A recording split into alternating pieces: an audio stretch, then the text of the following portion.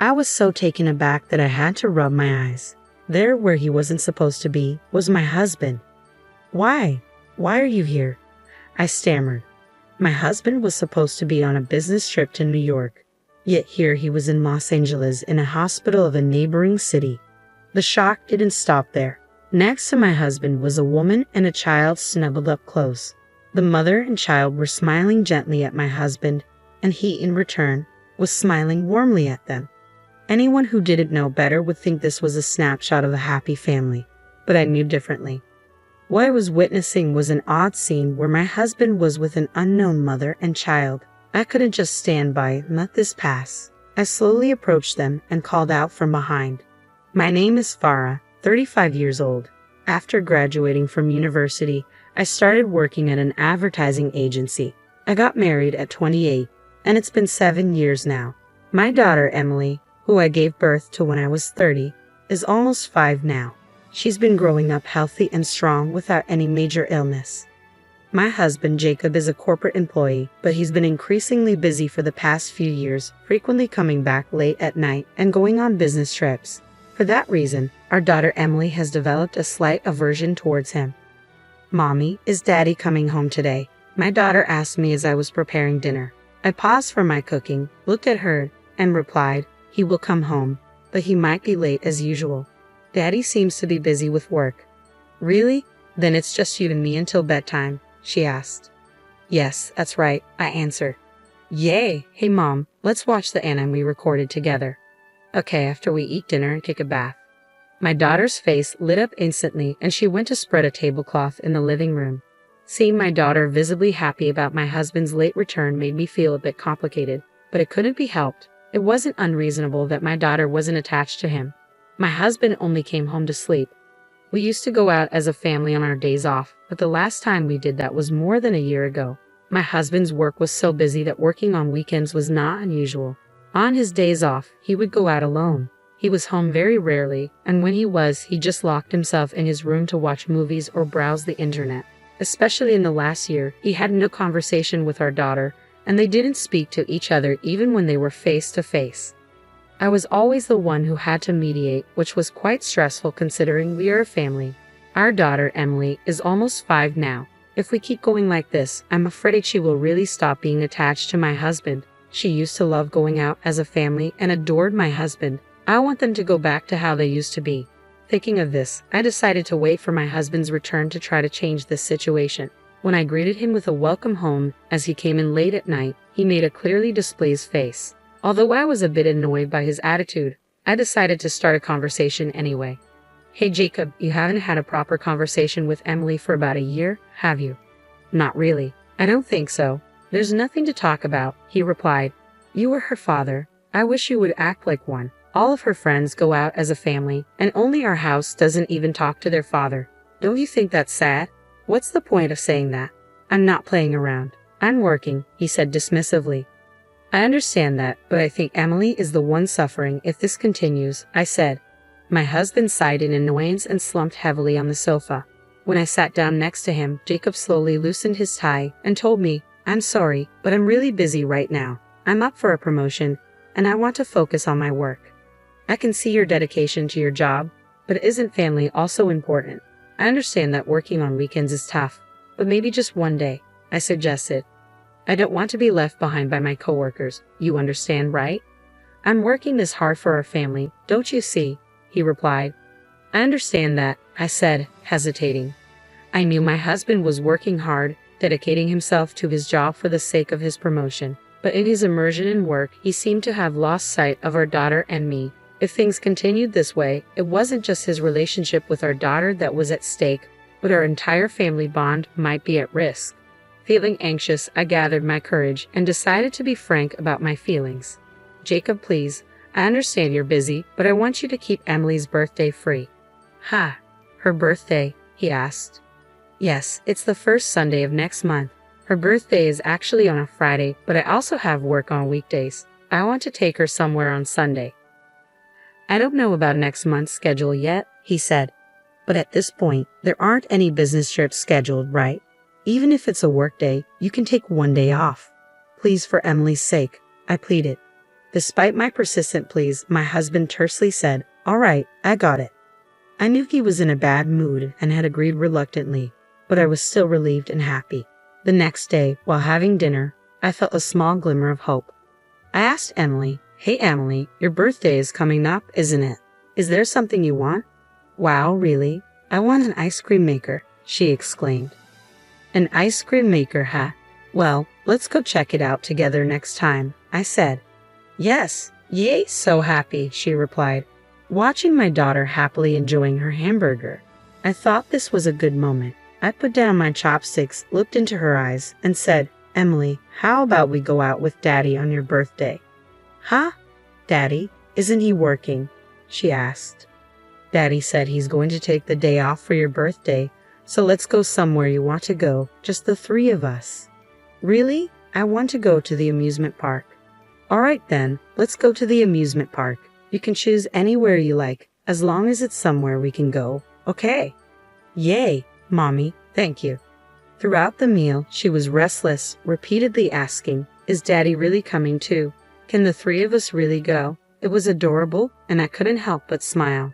I thought she disliked her father, but it seemed she was indeed lonely deep down. She seemed much happier than I had imagined, particularly at the prospect of the three of us going out together. One day, with a weekend trip to the amusement park ahead, my husband, unusually home earlier than usual, awkwardly began, "Well, you see." I asked what was wrong, and after a moment of silence, he reluctantly spoke. "I have a business trip from Thursday to Sunday this week," my husband said. "What? What are you talking about? We promised to keep those days free for Emily's birthday, didn't we?" I replied, shocked. "What can I do? The person who was supposed to go suddenly couldn't, and I was the only one available as a replacement," he explained. "Even so, why didn't you refuse? Do you know how much Emily was looking forward to it?" I asked, my frustration growing. "What could I have done? It wasn't a situation where I could just refuse," he said, raising his voice in anger despite our daughter sleeping in the next room. I tried to calm him down, but he continued to yell, his face turning red. "You have it easy, working in a company where you can leave on time. But it's not like that for me. In a highly competitive environment, everything depends on how quickly you can get promoted. What's with all this talk about promotion? Sure, I understand work is important, but what about us? What about your family?" I asked, my voice trembling. "Supporting your husband is also a wife's duty. This is why I can't stand people working in cushy jobs," he retorted. "What?" I said, stunned. "At least can you come back early on Sunday?" I pleaded. "That's impossible. The business trip is in New York, and it takes 5.5 hours one way by plane. In any case, I can't get out of the business trip starting from Thursday. You should go on your own," he said, dismissively. "Wait, Jacob," I called after him, but he ignored me and left the living room. Only my sigh echoed in the room as I struggled with how to explain to our daughter. On Thursday night, after my husband left for his business trip, I reluctantly decided to tell Emily the truth. "Hey, Mom, I was thinking about the amusement park," she said, her eyes full of excitement. "I want to go on Sunday." "I'm sorry, Emily, but actually Daddy has a business trip from today until Sunday, so he has to work," I explained. "Really? So he won't be able to go?" she asked, her voice tinged with disappointment. "Yes, I'm sorry," I said softly. "So would it be okay if it's just the two of us?" I suggested, trying to keep my tone upbeat. "Okay, then I'll go to the amusement park with just Mom," she said with a forced smile. The moment of silence that followed spoke volumes about her true feelings. She probably wanted to go as a family of three, but to prevent causing me distress, she pretended to be okay. Noticing this, I felt a wave of guilt that almost brought tears to my eyes. However, I managed to hold back my tears for the sake of my daughter, who was smiling in front of me. Even though I'm alone, I'm determined to make Emily enjoy herself on Sunday. Several days later, on the day of the amusement park visit, my daughter woke up early in the morning and started preparing to go out on her own. We left the house at 7 a.m. so that we could enter the park as soon as it opened. Emily seemed really excited and happy throughout our time at the amusement park, but on closer inspection, her face was slightly flushed. Worried, I stopped her. "Emily, wait a minute." "What is it, Mom?" she asked, looking up at me. I grabbed her arm and put my hand on her forehead. I felt a tremendous heat surge through me. "Wait, Emily, you have a high fever."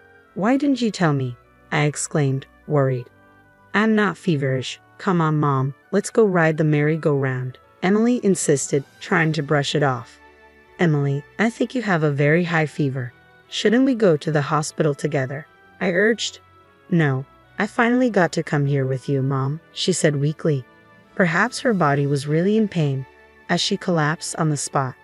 Why didn't I notice it until it got this bad? I thought, overwhelmed with guilt. Driven by guilt, I carried my daughter and hurriedly took her to the university hospital. I informed the reception that it was our first visit and rushed to pediatrics. Her temperature was over 40 degrees and she was immediately given an IV. We'll keep an eye on her here, so you should rest a little too, the nurse kindly advised, which slightly calmed my desperate heart. I decided to take a break on a bench in the rest area after going to the hospital store and buying some necessary items for my daughter. As I walked around the hospital, I heard a familiar voice. When I turned towards the voice, I couldn't believe my eyes. "Ha, Jacob. Why are you here?" I stammered in shock. I couldn't believe what I was seeing. My husband should have been on a business trip to New York. Despite this, why was he in Los Angeles, even in a hospital in the next city? But that wasn't the only surprise. Beside my husband was a woman and a child, seated as if leaning against him. "Mom, are we going shopping after the hospital visit, right?" Emily's voice brought me back. "Yes, we are. The three of us," I replied, trying to maintain composure despite my racing thoughts. "Yay, soon we can go out as a family of 4. I'm excited," Emily said cheerfully. "You're about to become a big sister, so you need to be responsible, okay?" The woman beside my husband said affectionately, her round stomach revealing her pregnancy. From what I overheard, it seemed the mother was pregnant with her second child. My husband was happily stroking her stomach, and the mother and child were smiling softly at him, with him returning the smile kindly. If a stranger saw them, they might think it's a scene of a happy family, but not for me. What I was seeing was a strange scene. My husband with a strange mother and child. I couldn't just stand by and let this slide. I clenched my fists, shaking with anger, and bit my lower lip. So, that's how it is. Working on holidays, business trips. In the end, they were all lies. I can't forgive him for continuously betraying me and Emily.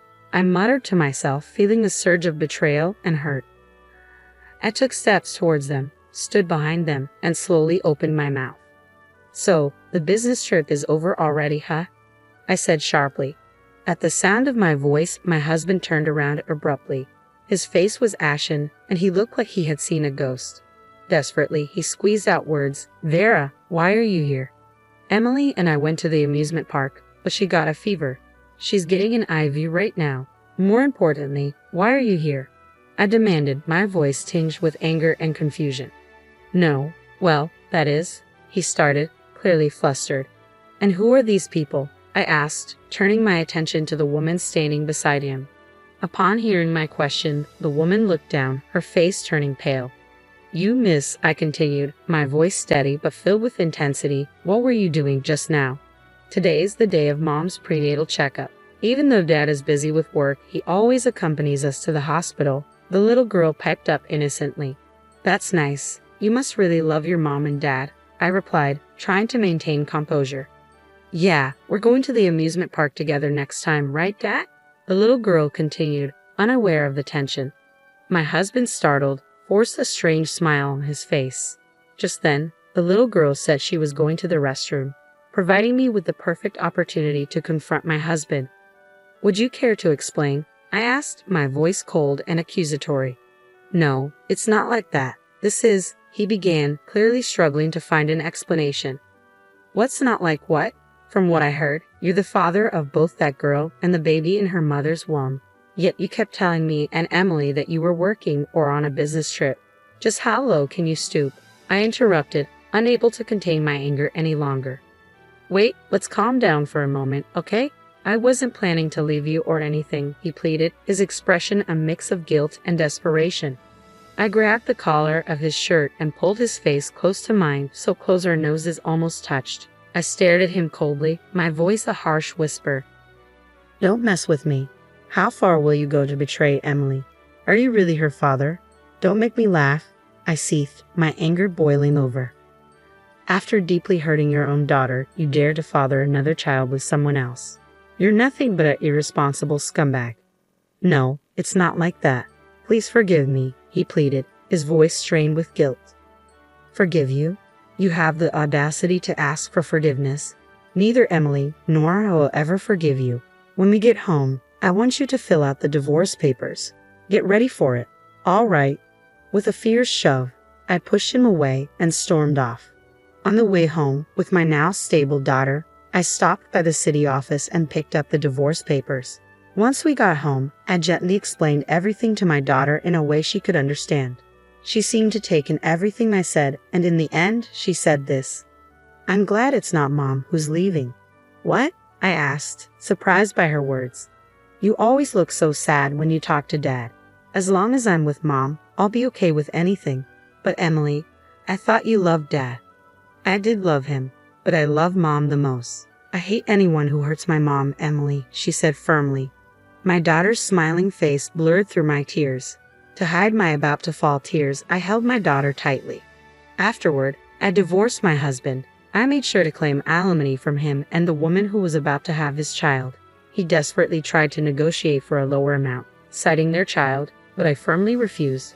There was no way I was going to lower the amount or let him take the lead. After all, they were the ones who did wrong. It soon became known that Jacob had been regularly taking time off work to visit the other woman. A coworker discovered this shortly after the divorce, causing his credibility to plummet. His career advancement came to a sudden halt, and he started receiving cold stares from his colleagues. Apparently, Jacob was having a child with another woman, even though he's got a family. You gross. Not only is he incompetent at work, he doesn't even have basic morals, one colleague remarked. Well, it would be a relief if he just quit already, another added. Despite the rumors and criticism, he somehow clung on to his job, presumably for the alimony and child support he owed me. I decided to sit back and see how long he could keep this up. On my end, I moved to an apartment near my workplace and started a new life with my daughter. My parents regularly visited us to keep her from feeling lonely. As a single mother, I'm aware that I might make my daughter feel sad in the future, but I'm determined to shower her with all the love I can to minimize such situations.